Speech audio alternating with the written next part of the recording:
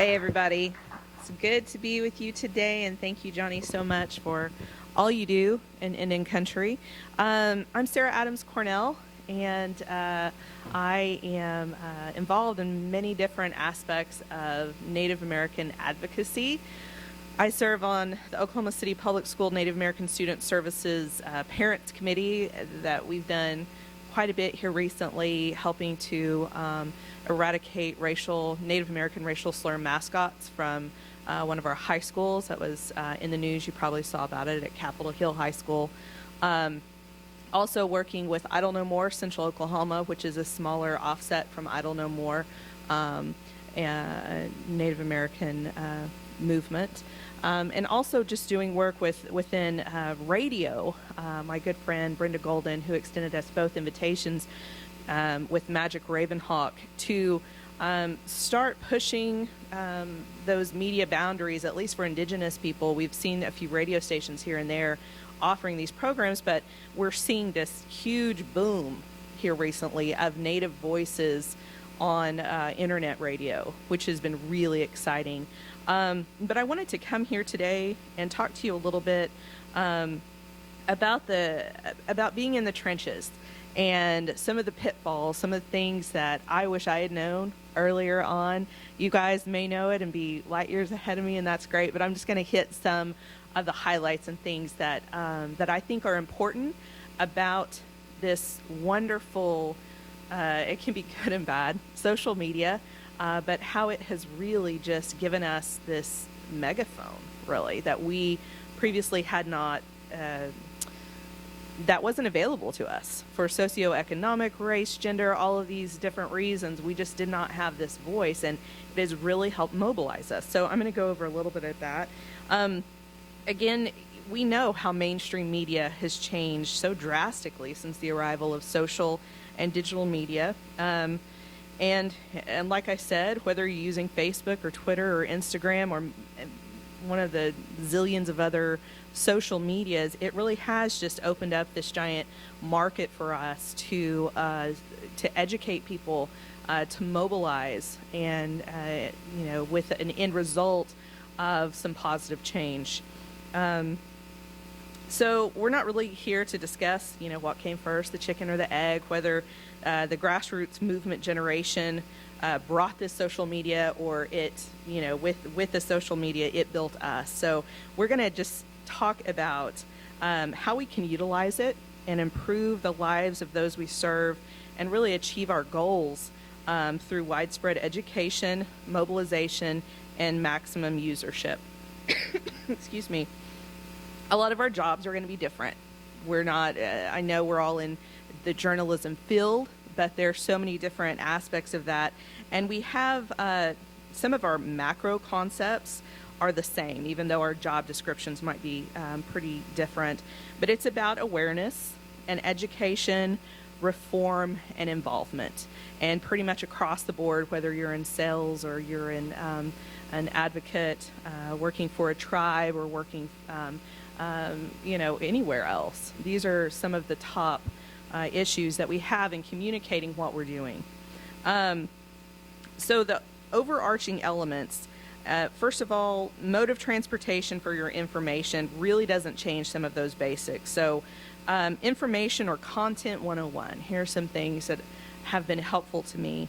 Making your top interesting, personal spotlights, fun facts, graphics, and making sure that you're always relevant. So offering a different aspect on that story, digging a little bit deeper, making sure that you're not just reposting something else that somebody did. And while that is great and important, offering a new voice to the conversation, I think, is equally important.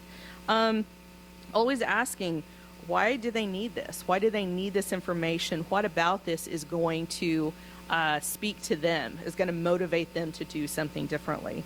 And be creative and don't get stuck in a rut. Sometimes if you're reporting on the 500th community dinner for the tribe, or you're communicating the thing that is just monotonous and you just cannot find another way, step outside that box. try to find an interesting piece, talk to somebody else, find out why they love going to this, and work another angle. Do not get too egotistical that you can't get outside and talk to somebody else. That will ruin you every time.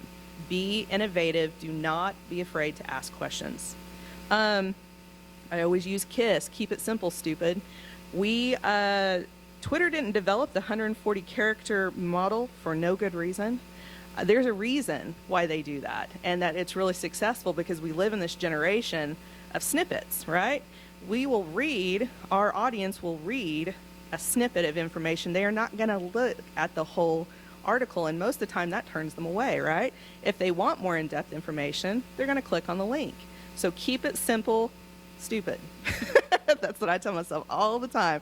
I have ruined many a great design and many a great article by giving them too much. They won't read it. They won't read it. Another one is don't be a whiner. As an advocate and an activist, that's real easy to do. So don't be a whiner. Offer a solution. If there are many problems within our tribal communities and our communities in general, there are 101 things that we can complain about. But the one I'm going to listen to is the one that somebody has a creative solution. So even if you are working for a tribe, it can get hard to try to step outside and offer a suggestion because you're trying to cover your tribe. You're trying to make sure you don't step outside those lines. And that's one of the most dangerous places, in my opinion, to be, because it limits your voice. Push those edges when you can. Try to find that leadership that will offer those great solutions and push those ideas, because people do not want to hear the same old rhetoric. They want to hear what's going on that's interesting in your tribe or community and push those. It inspires people, and that's what gets people involved. So be a risk taker. Engage if it's possible. And I know that's scary. I know it's scary asking people their opinions about, what do you think about this, or taking a poll on Facebook and opening that up, because, I don't know how many times I've been right by my delete button ready to delete that comment when they come in with the crazy. But we have to be open to it because it can generate all kinds of great ideas. So retweet posts, acknowledge people when they do that. If somebody asks a question on your Facebook feed or your Instagram or whatever mode you're traveling by, respond. There is nothing worse than having a dead question on a page. It looks like nobody works there and nobody is responsible and nobody is going to answer those hard questions. Do your best to respond. Deal with critical comments on social media immediately. If you can spin it in some way, if you can take an approach and get them involved in some way, that's always the best time. There are always going to be trolls. They're always going to be there. There are always going to be crazies on there saying stuff, and you got to delete sometimes. That's just the way it goes. But if you can redirect into some kind of a positive conversation, I've seen some people do it in such a great way. So engage with your audience. Video. We all know video increases SEO, clicks, likes, and the overall success of our messages. Make sure your videos solve a problem or provide new information. I think those two things are really important. Doing some kind of an interview with somebody, even a small little snippet, even something, the Instagram tinies that drive me nuts, but it will spark an interest to get people to look at your information, and that is the goal. Use your network.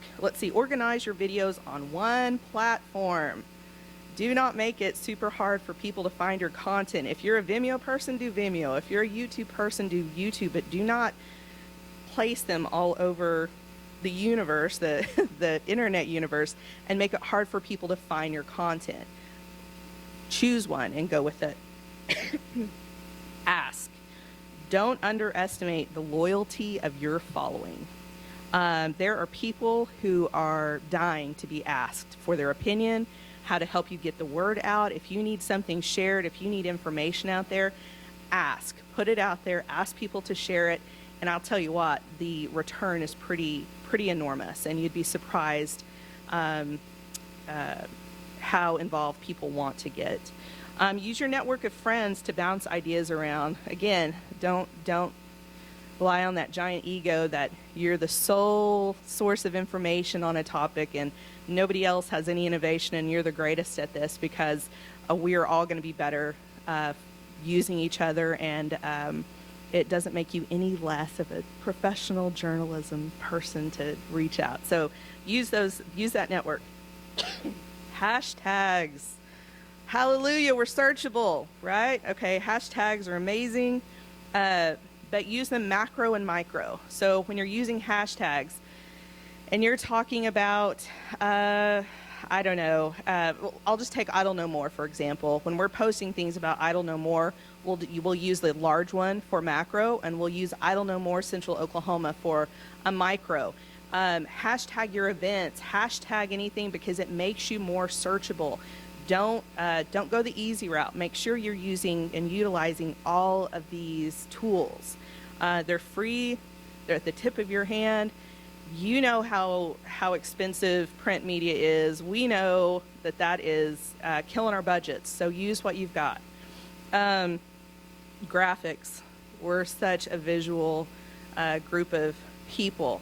Graphics can make or break your message.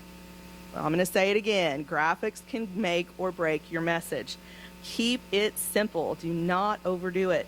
Know your limitations. If you aren't a graphic designer, don't try to be. There's so many talented individuals out there who do this that let them use their skill for your stuff. If you can't afford a graphic designer, if there's no room in your budget for that, next year, plan a little bit for some contract labor and try to, utilize those native graphic designers who are chomping at the bit to do some work for you. Let them do a starter project just to find out what they can do, and have some great designs for some of those big events that you do. Be consistent with your branding. Especially dealing with employees. I know all about this with access to your website or to your feeds. Just have a little conversation about brand consistency and why that's so important, whether you're on your website or social media, and make sure it's polished. We're all in this together, right? We are a small demographic, as Johnny was saying just a few minutes ago. We're the minority of the minority, right? We're a small group, and the people within the journalism field is even smaller. We have to support each other. So, as tribal members, we don't have huge numbers, and our budgets are usually not very helpful. And if you're an activist, you usually don't have a budget at all. So my work impacts your work, and your work impacts my work. We have to be polished. We have to put up our best stuff all the time. Don't get lazy with it. Our reputation as Indigenous journalists is important. We start seeing those stories, we've all seen them, where we're cringing going, did anybody spell check? Did anybody look at this before this went out? Because it's hurting my eyes and I can't read it anymore. So just, use your network and make sure that your stuff that goes out is polished. We have an opportunity to change the perceptions and dynamics instead of competing with each other, which is what everybody wants us to do, right? We have this opportunity to build each other up and to raise each other up, and we have that opportunity to change that perception and dynamic, which is why the Native American Journalists Association is so important. Also, I'm going to ask you to get involved in other advocacy work. Work is hard, I get it. It's hard to work a full day and have any energy left. I totally get it. I'm right there with you. And it's tough when you work for a tribe and have limitations on what it is that you've got to put out there. But so many of us on the front lines need you. We really do. Because we are a small group, we need you to lend your support. So whatever gifts that you have, writing, graphic design, writing an op-ed piece, whatever it is, personal tweets, Facebook posts, encouraging your tribe to lend a hand, it's really important. We have to work together, and I know you're all thinking it, but sometimes it's hard to put yourself out on the line. But you'll find most people in your industry are going to respect that, and see you in a different light, to see you stepping out there for the good of our people. I was part of a group I talked about a little while ago that fought to end the native slur mascot for Capitol Hill High School in Oklahoma City, and it was so discouraging to have tribes not return our calls when we're working for their babies as much as anybody else. So I understand the reasons, I get it, but to have help, have this help bridge these gaps between or tribal politics and outside groups that are working for the exact same goals, which is the betterment of our people.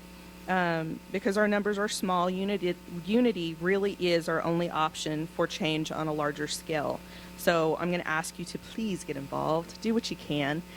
Even if it's on the side, even if you can't have your name attached to it, lend your skills and fight these really big fights that need to be won, especially for our kiddos. They're dealing with a lot right now, and you guys are in this field, so you probably know about everything that's going on, but it's important to keep your ear open, not just within that small community that we can get trapped in, but opening up and listening to larger issues and staying informed. I wanted to talk a little, or actually I don't know how much time do we have left? We're going to do Q&A too. Are we good? Okay. So some of the things going on, who all here is from Oklahoma? Just show of hands. Okay, vast majority. Okay, excellent. And we've got some out of state or two, which is great. Just some things to kind of keep on your radar. The land run reenactments that are happening in Oklahoma, some of the stuff we're seeing. There's going to be a parade here not too long in Norman, Oklahoma. That's something you really need to keep on your radar if that's within your area. Talking about, and this year it's going to be all about the history of Norman. So whether or not Indigenous voices will have a place in that parade, or whether they'll permit that, I think is going to be very interesting to see. I know there's at least one protest scheduled right now, but I think there are going to be some phone calls made pretty soon to find out if they will allow Indigenous people to offer the truth about Norman and Oklahoma. Also, in Oklahoma City Public Schools, recently there was, they've done away with the land run reenactments, which I am so happy about, so very excited. But that's only Oklahoma City Public Schools. I believe Norman is doing that right now too. They don't allow them. We're building something called Oklahoma History Day, which is a new curriculum to take the place of these land run reenactments that our schools were doing. They wanted something in place of well, the kids like to go outside. They like to have a picnic on the playground, and we're going to offer something else. It's called Oklahoma History Day. We're going to be piloting it this April, and it gives a well-rounded, multi-voice history of Oklahoma, where you're going to hear from a Native American perspective, a government perspective, which is all we've ever heard. We're going to hear about a freedman perspective, immigrant perspective. So they're hearing about the entire, as many voices as possible about the state of Oklahoma, who was here before contact, all the way up through statehood. That's a lot of information. We're targeting toward third graders right now, and we hope, I'm finishing up the curriculum right now so we can pilot in April. So we're really excited about that. And really, it's curriculum reform snuck in a sideways kind of way. So there it is. Native mascots, something we've got to stay plugged into. It is something that lots of people are talking about right now, and we cannot lose momentum. We cannot lose momentum. This is happening right now. Lots of conversation on this campus specifically about racial injustice and divides, and this is a perfect opportunity to be talking about the University of Oklahoma and some of the things that are happening here within the Indigenous community. This was not the first SAE infraction. There were teepees that were desecrated years back by the same fraternity. So the stories are out there. They need to be told. I'm asking you guys to step up and get outside that comfort zone. I know it's scary, but we need the help to get that word out. That's a lot of information. Sorry, I was trying to talk really fast to get it out, but there's a lot more to be told, and you guys all have that story. You all have a piece of that whole story. And so I'm just going to, there's something inside of you that you're more than the work you do. There's something else there that you're dying to say and you're dying to talk about. And it's important that you do, because you're the only one who can tell that story. So I'm encouraging you to step out and do that work that you were meant to do. Thank you for what you do. You don't get enough thanks and respect. And I know it's long hours, and family time and social time can become non-existent when those stories are around the bend and you're trying to do the best work you can. We're going to do some Q&A.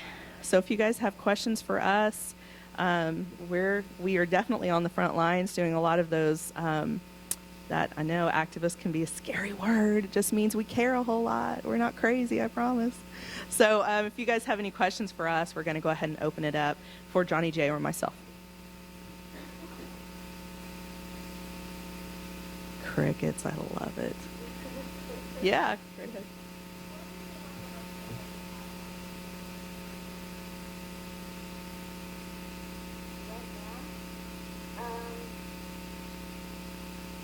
One of the most effective ones right now depends on your issue.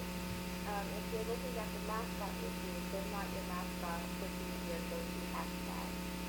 Just because, so many people use it. If you log on to Twitter right now, you still see maybe, as you log in, you'll probably see about 8 blue tweets popping up at the top right when you log in. And people use this almost on a daily basis. So it kind of depends on the topic. Sarah works with Idle No More. So if you're working with Idle No More or Indigenous issues, you're going to see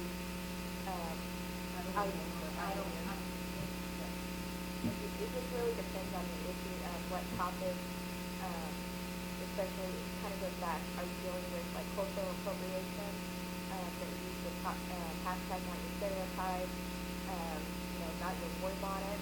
There's all these different hashtags, but it really depends on what topic you're looking at. Just because we're not all one hashtag, there's so many different issues, and it's really important to have these different spaces. Native Lives Matter is another hashtag right now that is really popular because it kind of encompasses all these different issues under one hashtag. And also, I'd encourage you to start your own. I mean, if you've got something big coming up, if there's something awesome coming out with your tribe soon, find that hashtag and use it over and over. And it's a great resource, not just for creating buzz and energy about what's about to happen, but it gives you a great resource if it's something you're going to do annually. So you can use those pictures and talk about that kind of stuff. But searchability is super important, so hashtag it up. Talking about using hashtags, I totally basic. Right now, if you log on to Twitter and you look under the hashtag Empower Native Voices or Empower Your Story, you're going to see a bunch of tweets today from the organization Not Your Mascot and a lot of our followers.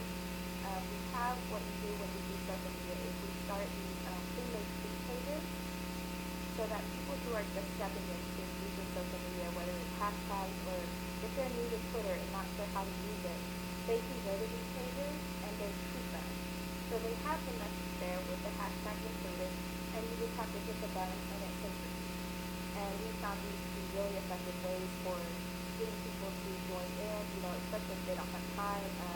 One of our members on our board, when we have a lot of these Twitter conversations, he's often a lot of times at work. So there's here, he's always telling us, I'm under my desk and I'm tweeting these buttons real quick because, that's the quickest way that she has time to help the cause, without having to take time away and come up with her own tweet, just an easy way to get the message out. And so, we do find ways to try and make it easy and tailored and kind of, get people more involved in a way that, they're not having to relearn and we're not having to explain every single thing from the get-go. They can just go to this page, there's the button, and we also use Thunderclap. Thunderclap is a great website if you're looking to do like a Twitter conversation because you can set it up in advance. It can spend maybe 3 days at most to approve them. But what you can do is you can set it up, you have your hashtag, you have your cause, you take your information, and you just generate, you'll tweet out the message, say, hey, join our hashtag, join the spend attack, and people will join up and they can use it across Facebook, Twitter, and Tumblr. And on a certain day, once you hit that number of followers, I think the minimum is 100. Once you hit 100 followers, then it will send out this tweet all at one time. So across all these timelines, if you have 150 people, you're going to have that message seen across over 1 million timelines with Sunday Pocket, just because it reaches out to their network. So, if you have a person who has like 5,000 followers, it's going to reach all their followers, but it's going to reach their followers as well. So it's a really great tool. There's a lot of different things that, we're learning to use to kind of just help amplify our communication. Also, I'm going to plug our shows real fast. We both have radio shows in case you guys are hard up for some new topics. Johnny has a new show, and and I have one too with Brenda Golden, and we're on successnativestyle.com. And Johnny's show is Indigenous Flame. Is that right?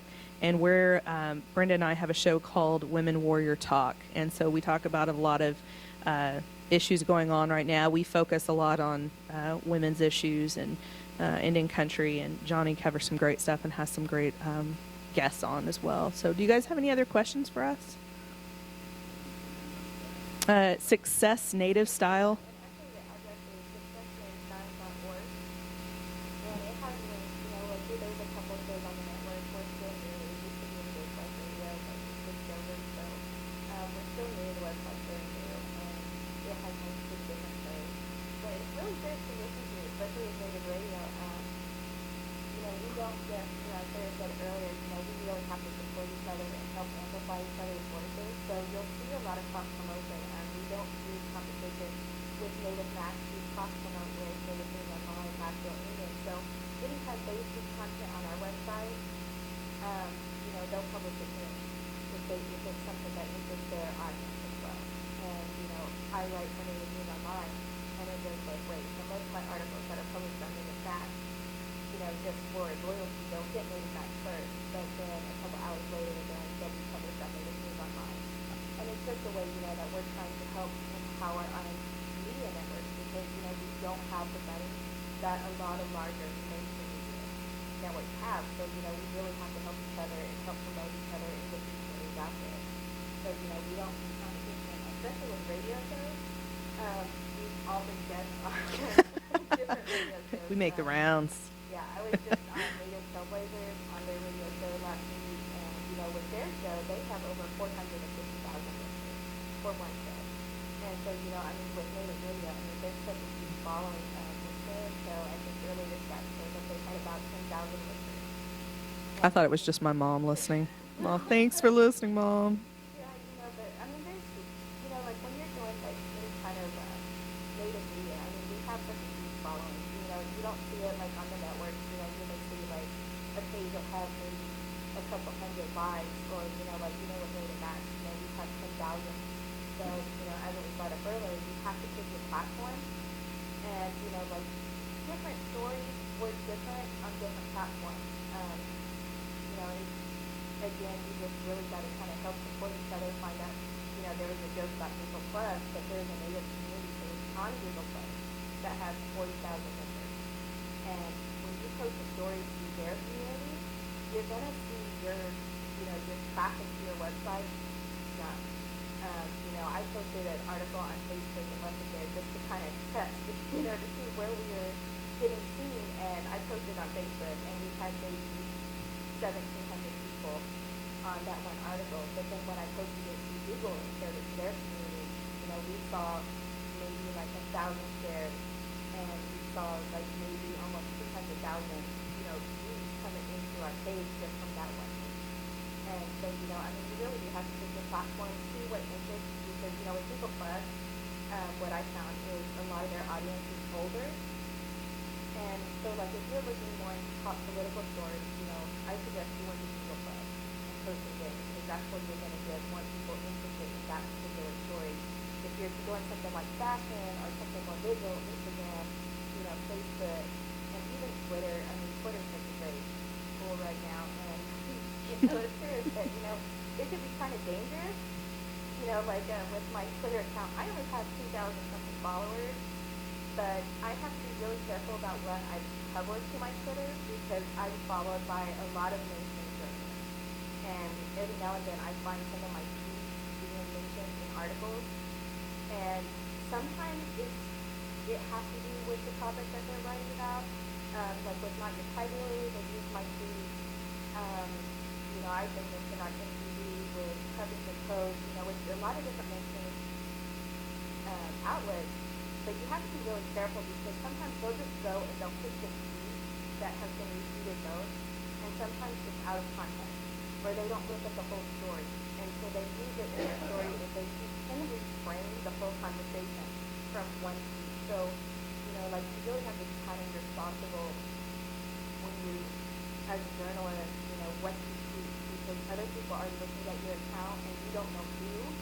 I just recently found a quote in USA Today for the movie Into the Woods, and I didn't even know that they had used the quote. It was somebody else that caught it for me, and I was just thinking, I didn't think about this movie. I was like, I don't remember even mentioning, anything that has to do with this, but, they find your tweet, and, I think it was like maybe 3 months ago, I started being followed by, like KTLA, a lot of networks in Los Angeles. And I kept thinking, okay, what happens in Los Angeles? Did something in the Native community happen? Why are they following me? And it turns out that Warner Brothers thinks that I'm holding a protest for their release of film. I love that. That's when you know that you're really effective, when they're like, she's going to hold a protest, watch out. Yeah, and so, I didn't know. And it would just happen that a reporter from KTLA finally reached out to me and she asked me, so what's going on with this protest? And I'm like, what protest?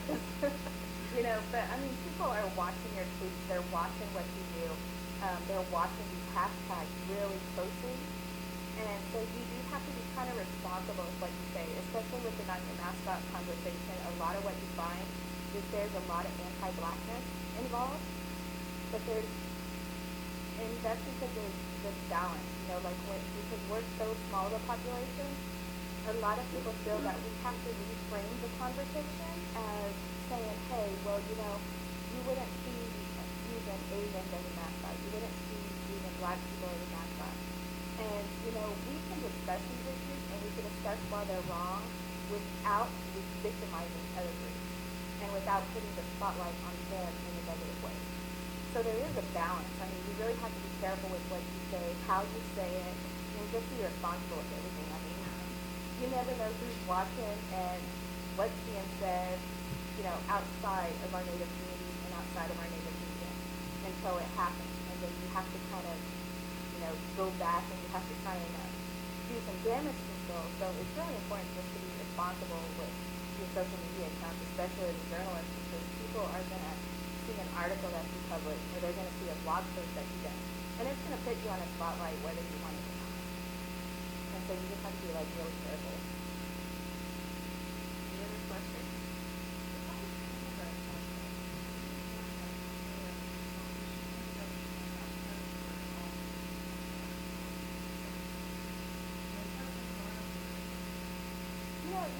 You can start hashtags. The way that we find is don't use anything generic. A lot of places will not use generic hashtags. So if you go and you use a hashtag like native, chances are it's not going to get seen.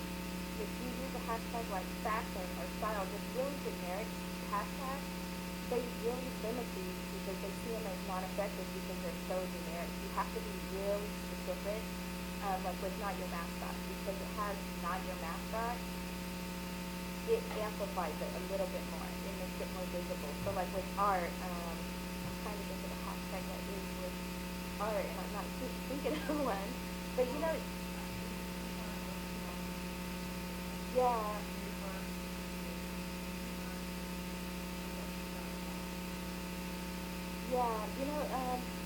Indigenous is the key word. I mean, that's the word that we've been using a lot instead of Native American or First Nation. But again, it's long, so you have to limit your tweet and it's a difficult balance, especially with like hashtags, because you never know what's going to take off. Dear Native Youth, Indigenous Point, these are some of these larger hashtags, but you can make them work. And so if you have to use Indigenous art, use it because nobody else is. If they're using it, that is perfect, because one of the things that we're seeing right now is that Indigenous people, whether you're from here in America or South America or Australia, we are trying to network together, because this is how we find solidarity. We're trying to help each other, because a lot of the issues that we face in our communities are so much of the same. Right now in Australia, they're looking at closing Aboriginal communities, and so they are looking to us here, as Native Americans in America, they're looking to us for solidarity to help get their stories out. The same with a lot of the South American tribes, they look for solidarity with us, because together, we're more. There's more of us if we work together, and we have a better chance of getting our messages out there if we band together. So, it just really depends on how you look at it, how your communities are going. But, as Sarah said, make up your own hashtags. If it's specific to an artist, a lot of artists like Yolanda Goldtube, his hashtag right now is Daisy Indie. And, Virgil Ortiz has Virgil Ortiz. And you can find all his artwork and everything too. So you can just pretty much make up anything and it'll help, because people will use it. If you have followers and they use that message, it'll get seen. You guys have any more questions for us?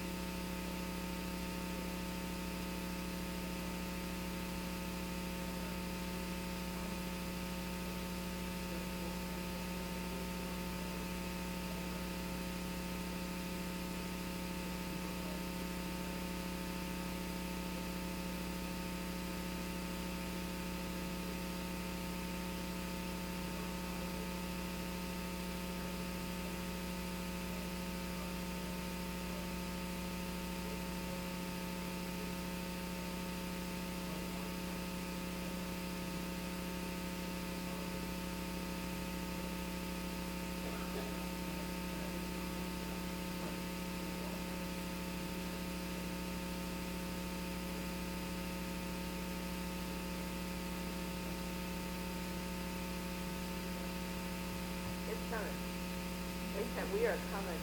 And the thing is that we're building momentum right now, and with this giant decision happening in Oklahoma City Public School District, which is the largest school district in the state, you're going to see a trickle down. It is definitely happening. And we had so many other people once that happened, and I know this is probably true for Johnny K too. They're like, when are you coming to, when you go into Tulsa? When are you coming to, there's another one, McLeod. I think they're the Redskins too. And when are you going to all these other places? Because there are people ready to make these changes. In Oklahoma, unfortunately, it is so ingrained into everything we've grown up in that people take this racism as everyday okay stuff. We yell boomer sooner. We do all of these things that still continue normalizing racism. And so it is happening, and we are going to see change, and we're already working on some of those, and it's, but I'll hand it over. Yeah, and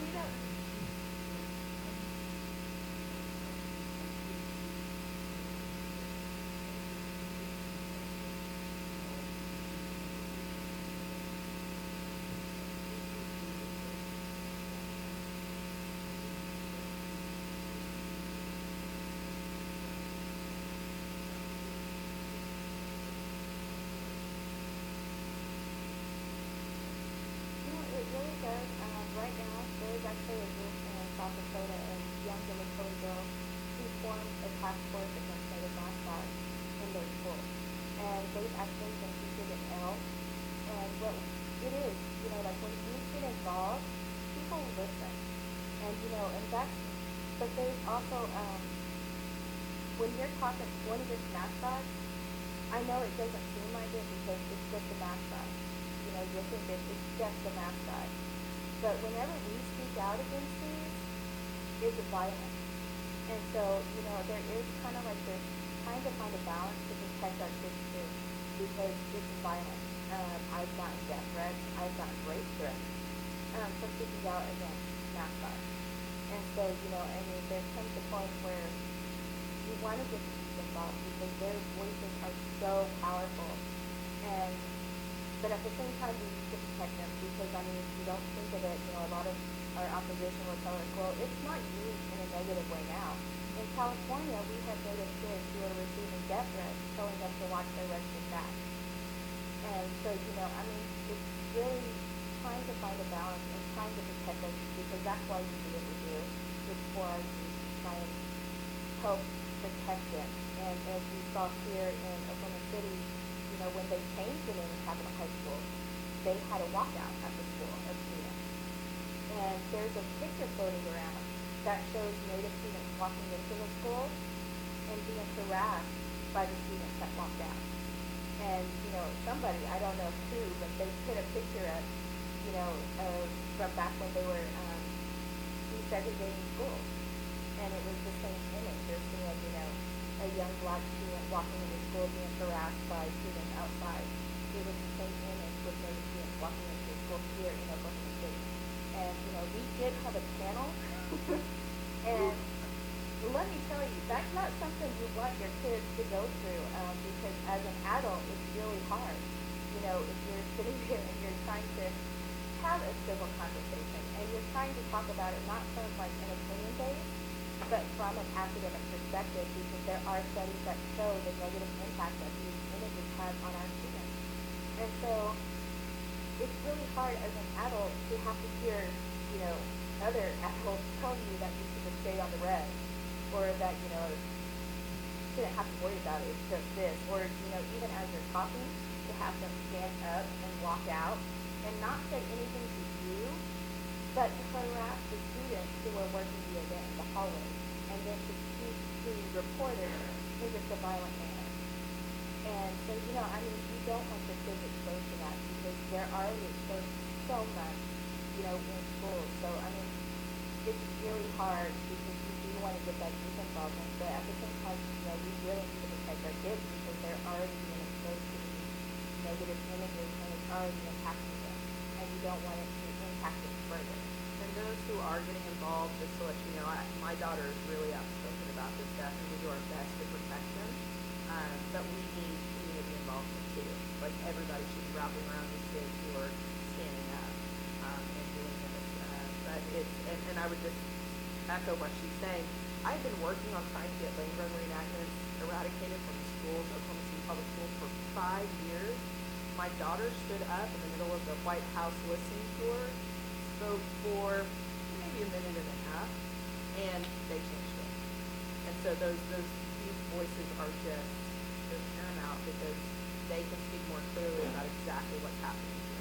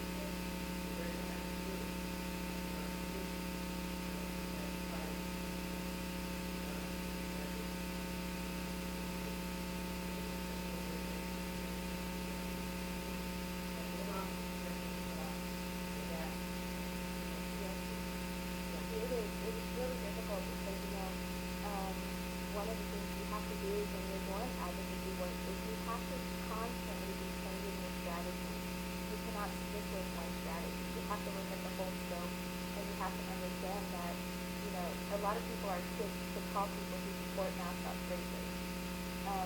But, we need to kind of step back from that initial anger and realize that they don't have the education that we do regarding our history and our people, our culture, and the things that we've gone through. When they get history, they get a very, maybe like, what, 1, 2, maybe 3 pages at most. And it's just mentioning the civilized tribes, the Trail of Tears. And, they don't understand how horrible and how damaging that these events had on the psyche of many people and how they still manifest. When we think of colonization, we think of it as something happening in the past, when it's very real now, because, we are still experiencing colonization, whether it's through blood quantum, trying to push the theory that Native Americans can be bred out of existence, and, it causes a lot of lateral oppression as well, because, a lot of full-blooded natives think that they're better than, natives who are mixed, but we're all mixed nowadays, whether it's intertribal marriages, and, traditionally, our tribe is intermarried, but it didn't make us less native, it just made us, belong to a different family. It's just colonized Yeah, thinking. it is. Colonized thinking. And it does not think like us. Yeah, and I mean, we constantly have to reframe, rethink, re-strategize. And, with my organization, Not Your Mascots, one of the things that we've been looking at is taking a more educational approach. We're also working on developing a curriculum regarding mascots, regarding cultural appropriation, and, the history of our imagery, like the war bonnet, and just different designs that are, a lot of tribes consider sacred. And right now we have a learning lab on our website where people can go and they can read like PowerPoint presentations. There's actually academic studies that they can look at. We try to push things from a more academic angle, just because for some reason when you're speaking as a Native person, it's not legitimized in their mind unless it has some kind of academic support. And this is again, it is a form of racism, but it's something that is ingrained, because whether you realize it or not, through the years, institutionalized racism, it's been normalized. But there's so many things that are like microaggressions, I guess you would call them, but they're ingrained, and you don't realize it. But when natives speak on this issue, a lot of non-natives, it's not legitimized to them unless that person has a PhD, or this is the other thing that happens too, with a lot of Native advocates. What we say, even if we are, college educated or you're a professional in your field, those words don't have meaning until a non-Native person will say the same thing. And then it's like, oh, hey. But then again, it's kind of like that, what do they call it, Columbusin? Non-Native, pertaining to have this, like discovering America when we are already here kind of thing.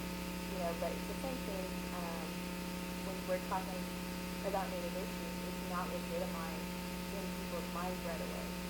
And so you kind of have to really rethink how you say things, how you approach people. And, that's one of the things we're trying to do through the curriculum, because we do want it to kind of be in line with the Common Core so that it can be implemented in schools. Because this is where things are really going to change, because, a lot of us older generations, you can't teach an old dog new tricks, and we really depend on our future generations to be better than we are, because that's like our moral obligation as, younger generations. We have to be more ethical, we have to be more moral, we have to be more right-minded than the generations before us. And that's our responsibility now, to help prepare our future generations. And so, that's why we're looking at more of the educational thing, because that's where things are really going to start to change.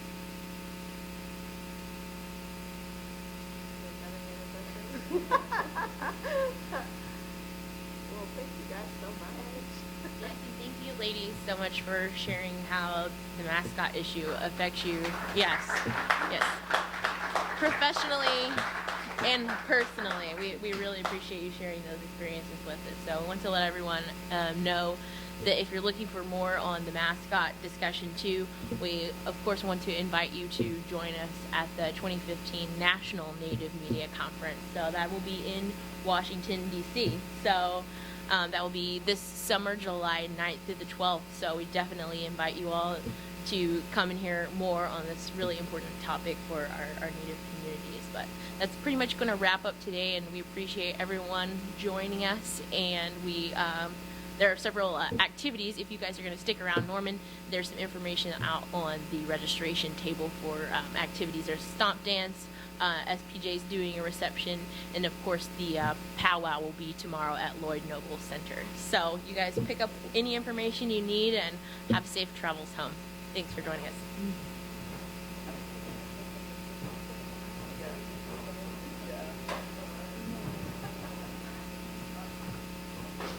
Johnny, is this your notebook? Oh, okay. No problem. Yeah, it was. You did a great job. Awesome. I mean, and I know it's. I mean, some of the topic areas is not always